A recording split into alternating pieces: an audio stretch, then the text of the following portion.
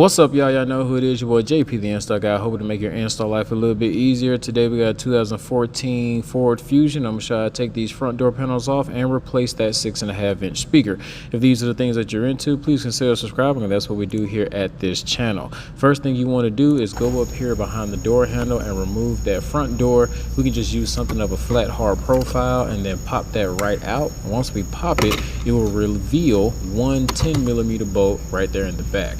Right after that, we want to go right down here to the window switch, and we want to use that same hard flat profile. Get up under the window switch. Be careful because you don't want to break any clips.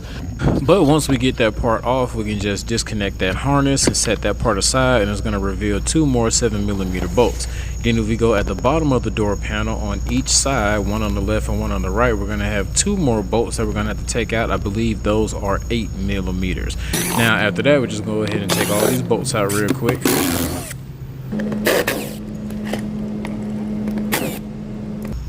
And now we're just going to use some light hand pressure on the side. I think this door panel has been off before, but you might need to use a panel removal tool if you can't get it with your hand.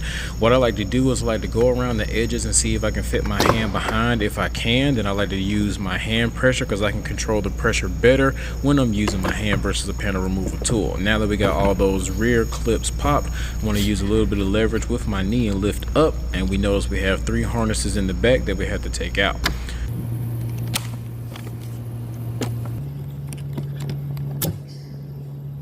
Next, we have 3 more bolts holding in the factory speaker with the bracket. We want to go ahead and take those out and remove our factory speaker.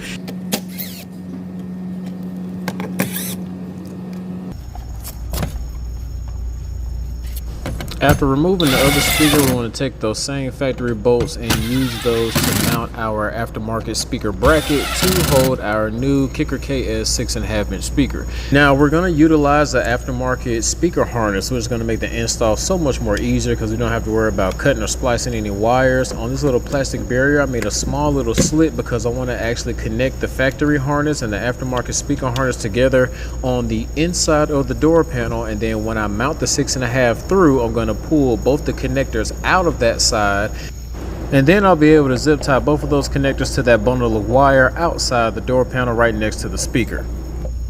Now while I'm finishing this install up and getting everything put back together, I would like to take this time to thank everybody who chooses to support the channel. Whether you give us a super thanks on the page, you subscribe to the Patreon, or you hit those links in the description to get your parts, all that helps to support the channel and it goes a long way with me, and I greatly appreciate it. So till next time, this your boy JP signing out, telling y'all to keep going, keep growing, and have a blessed day. Happy installing, guys. Peace.